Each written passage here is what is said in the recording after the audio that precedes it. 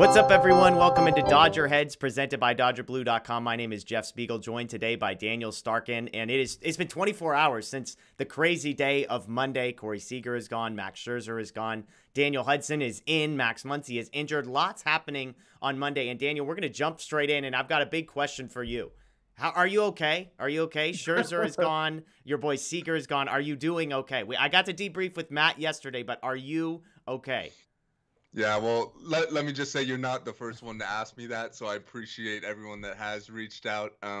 Everyone knows how much I love Corey Seager. For me, it was kind of like, two things, like thinking with my head and thinking with my heart. Like, obviously thinking with my heart, everyone knows how much I love Corey Seager. The Dodgers drafted him, Rookie of the Year, All-Star, World Series MVP, yada yada yada. Like that's in my heart, that's a guy you should keep around for his whole career. And obviously, we know how wealthy the Dodgers owners are. Like they definitely could have afforded to match that offer.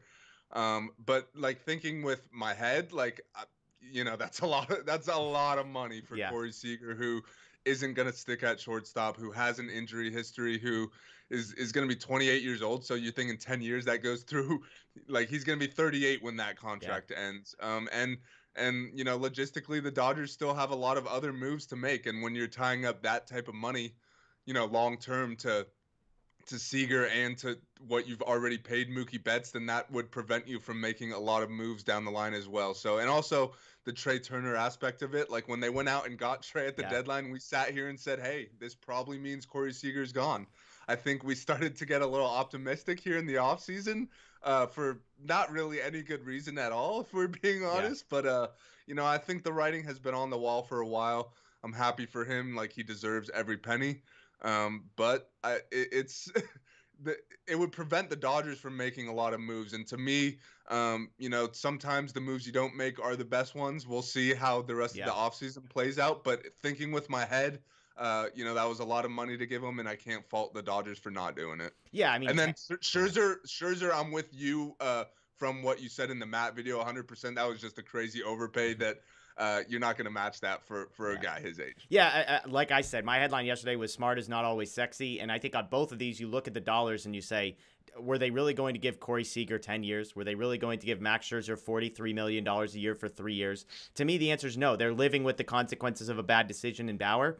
And so they're probably more hesitant to go and make those. Now, the Seager thing is probably going to look like a great contract for the next 5 years. The question is, what's it going to look like in 6, 7, 8, 9, and 10 years, which is where it's interesting. The good news, if you're a Dodger fan, is there are some guys still out there. If you look at MLB trade rumors, top 20 free agents heading into the offseason, 12 of the 20 remain, 5 of the top 10. You've got Carlos Correa, Freddie Freeman, Chris Bryant, Trevor Story, Nick Castellanos, Marcus Stroman, Javi Baez, Schwarber, Chris Taylor, Rafael Iglesias, Carlos Rodon, and Suzuki from Japan as well. So those guys are all out there. I think the thing when I see Scherzer and Seager move off the board, and we're going to talk Chris Taylor here in just a moment, I shouldn't say none. There are 2 guys that are in the tier of player that the Dodgers just lost in Seager and Scherzer. And those are Carlos Correa and Freddie Freeman. Carlos Correa, I'm not going to spend 30 seconds of my time talking about Carlos Correa coming to the Dodgers because I just have no interest in it. I can't imagine the Dodgers have any interest in it. So he's off the table. The next one is Freddie Freeman. We've discussed him multiple times. We would both love to have him. Until he signs with the Braves, I suppose there's still a 10% chance we could get him.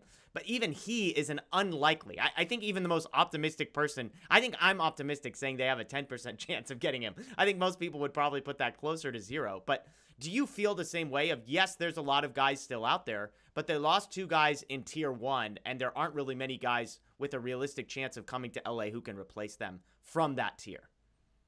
I agree that there's not necessarily guys from that tier, but like I don't think they need to add guys from that tier. Like sometimes adding 2 $20 million a year players could be more beneficial than one $40 million a year, which was Scherzer. So to me, there's still a lot of talent out there and a lot of guys that could help you upgrade your team. No, there's not a Corey Seager or Max Scherzer unless, like you said, Correa is the only one on that level. It wouldn't surprise me to see the Dodgers get in on him, but I ultimately don't think that happens for plenty of reasons that we've laid out for a long time now. But I still think there's a lot of talent out there. Like it's pretty crazy, like considering all the guys that have signed already, and there's still a list of really good players that you Yeah. just named that are still out there for the taking. And some like we see all the money that's being spent. That means that there's less money to be spent in the future. And who knows, like maybe the longer you wait, maybe you get some guys on a bargain. Yeah. Maybe you get some guys on shorter term deals than they were expected to sign. So I still think there's good moves to be made out there, even if you're not getting like a top 10, top 15 player in the game. Like you don't necessarily need that to improve your team. It's fascinating because typically with the Dodgers, the reason they go out and get stars is because they have such immense depth that going and getting two $20 million players actually doesn't typically help you as much as one $40 million player, because you look at the lineup, there aren't holes in the lineup. I mean, Gavin Lux is as close to a hole, the DH, I suppose. Like those are the two quote unquote holes. Obviously, the rotation has two spots available. The bullpen, as we'll talk about, is pretty full. So it is interesting, although this year might be the one exception. They had last year. They did struggle with depth when it came offensively. And so the question then is, if you're not going to get a star player, who do you get? I think for me, I would say at the top of my list is Chris Taylor. And there's another rumor. We're doing a rumor roundup today. John Morosi reporting that Chris Taylor is drawing a lot of interest from around the league. Blue Jays, Mariners, Angels, and Nationals have been involved over the past week, also saying Taylor is interested in potentially signing ahead of the lockdown on Wednesday, which would be good news. I tweeted this last night. I think if Chris Taylor leaves, that's when it's time to panic. And that's an overstatement. I trust Friedman. If Taylor doesn't sign, it's not like the Dodgers are going to do nothing. But I think I have such an immense appreciation for Chris Taylor as a player. Let me throw some stats at you. Chris Taylor over the past 5 seasons has missed just 85 games. Per 162 games played, he's averaging 20 home runs per year, 13 stolen bases per year, an 804 OPS, a 116 weighted runs created plus. He is 44th in Major League Baseball over the last 5 years among hitters in wins above replacement. He's just behind J.D. Martinez, DJ LeMahieu, Josh Donaldson. He's ahead of Charlie Blackmon, Eugenio Suarez, Anthony Rizzo, Joey Gallo. Okay, so he is fantastic. But the most important thing with him is that he gives you an insurance policy at shortstop, an insurance policy at second base, an insurance policy at third base, an insurance policy in center field, and an insurance policy in left field. And so to me, that is the biggest thing that the Dodgers have to do. Because what the Dodgers need is they need someone they can trust at second base so that Gavin Lux becomes an insurance policy. And they need someone that can play shortstop, not only potentially this year, because you have nobody behind Trey Turner right now, but also Trey Turner's contract is up in a year, and so you need a long-term plan at shortstop. Chris Taylor for 3 or 4 years could be that. So to me, Chris Taylor must be priority number one if you're the Dodgers now that Corey Seager has left. Is there any reason in your mind where the Dodgers, I mean, like, because look, I'm fine with not 10 to 325, but if it gets to Chris Taylor needing to get $18 million a year for 4 years, then just pay the man, because at some point you need to pay somebody, and I'd rather give him $18 million and move forward from there. Yeah, I said 480 for Chris Taylor. Yeah, So I'd even you were on the high side to begin with. I'd even go up to 20 million, but I agree, and you just laid out the reasons perfectly. Like, Chris Taylor doesn't just fill like one need; he fills all your needs pretty much. Like, he can play anywhere. He's got a really great bat, and not only that, like, he gives you plus defense at all those positions. Like, you're not gonna find too many guys like that. You won't find any. You will actually find zero. Yeah, I guess Kike would be the closest. Yes, fair. On the free agent market, there's none. Yes. But yeah, I definitely think he should be the top priority. I'm not quite like, if they lose out on him, I'm not panicking because there's still a lot of other names out there. Like, if they lose out on Chris Taylor and then pay Chris Bryant, no, he doesn't give you as much versatility as Taylor. Like, he's not playing shortstop, but he does give you some versatility. He's still a really good player. So I think there's other options out there. I'm personally like a big Nick Castellanos fan. He doesn't give you versatility, but he's giving you a heck of a bat in the middle of your lineup there.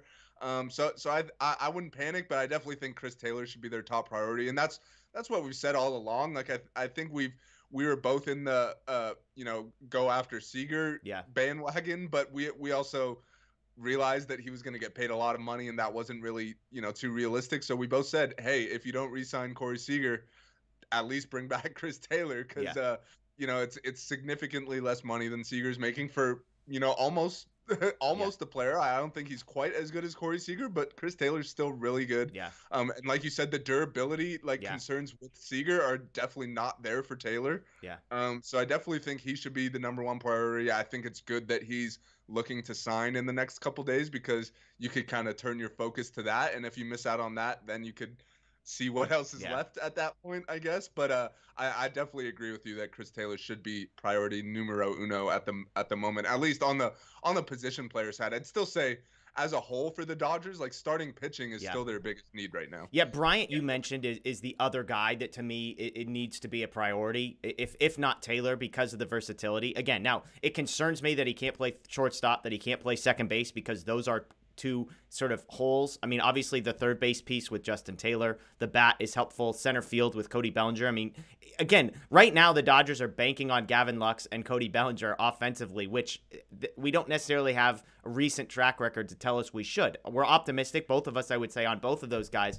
But Bryant's the other one, because my thing with going out and signing a Castellanos or a Schwarber or something like that is, yeah, it helps offensively, and you plug that guy into the DH spot, but you're solving a problem of we need a bat without really solving a positional problem at the same time. Chris Taylor solves multiple of your problems simultaneously. I think Chris Bryant is a better bat, less defensive versatility with still a lot of versatility. And so interesting to see how that play out. I mean, I wouldn't be opposed to a Trevor Story sort of kicking the tires on that at some point, because you do still have some flexibility with Trey Turner and where those guys might be able to fit with one another. But I'll be fascinated. I think Taylor, it appears, is going to be the next domino to fall. And if that one falls towards the Dodgers, at least you feel like, okay, the safety net has been laid. This whole off. If Chris Taylor signs, there's no way I'd leave this offseason on the offensive side of things thinking, oh my gosh, the sky is falling.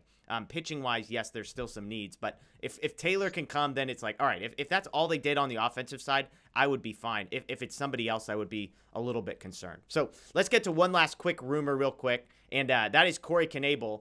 Ken Rosenthal reporting that the Phillies have expressed some interest in him. MLB Trade Rumors predicts a 2-year, $18 million contract. That was their number at the beginning of the offseason for Knebel. You and I talked about Daniel Hudson coming over to the Dodgers, the depth of the Dodgers bullpen yesterday. I know you're a big Knebel guy. You've said all along you think he's going to go somewhere where he could be the closer. Any thought, any chance that the Dodgers re-engage here, or do you think that the Hudson move kind of precludes them from a Corey Knebel reunion? Yeah, I think the Hudson move probably takes them out on Knebel, and like you just said, like I think Knebel probably wants to go somewhere where he could close, and I think there's plenty of teams who need a closer, and the one right below us, the Phillies, are definitely one of them. We know how bad their bullpen has been over the years, so it wouldn't surprise me to see them overpay a bit for a guy like Knebel. And I think the Dodgers got Daniel Hudson on a really team-friendly deal. Like I think Corey Knebel is definitely going to get more than 1 year, $7 million, and I don't think production wise, like I don't think those two guys are too far off. Like they're both going to fill similar roles as high leverage guys, both strike out, like high strikeout rate type guys. So I think with the Hudson signing, that probably takes the Dodgers out on Knebel, which is unfortunate just because I like him a lot. I thought he was really good, but I also think there are concerns with him, like similar to Seager. Like the durability concerns are definitely there. This guy has hardly pitched in the last few years, so I don't know if 218 seems like a lot when you could turn around and sign Daniel Hudson for 1.7 and then maybe Joe Kelly for like 2.14 or something like that. Like I think both of those would be better options. Yeah, I'm with you. I think Knebel has been one of these guys where it's like, hey, it was great having you, but there's not the expectation that he's going to return. We talked, again, watch the Daniel Hudson video we did. We talked about the depth. I mean, right now the Dodgers have plenty of guys on the 40-man roster, guys without options in an 8-man bullpen already. So you've got to figure out what you're going to do with somebody like David Price, but that doesn't even solve any of your problems. Like, do you sign a guy and then have to cut Evan Phillips? What do you do with Brusdar Graterol? What do you do with Victor Gonzalez? There's tons of questions. And so I think, not to say that the Dodgers only have the attention span for one aspect of the team, but bullpen, I think, is probably great. We signed Hudson. They're probably, I would hope, engaging with Joe Kelly. And beyond that, it's kind of like, we'll just let the reliever market play out and see who's still around post-lockout. Let's focus our attention on Chris Taylor, maybe on Freddie Freeman, maybe on Clayton Kershaw, that kind of thing, and go from there. So we'll see. This is a rumor roundup. This is being recorded Tuesday morning. I mean, the way this is going in the next 48 hours, all sorts of things can change. So make sure you're subscribed here, Dodger Blue 1958. Ring the notification bell as well, because when there is breaking news, we will have it for you here. We'll have some breakdown and analysis as well. So check out DodgerBlue.com, Dodger Blue 1958, everywhere on social media. That's Daniel Starkand. My name's Jeff Spiegel. We'll talk to you soon.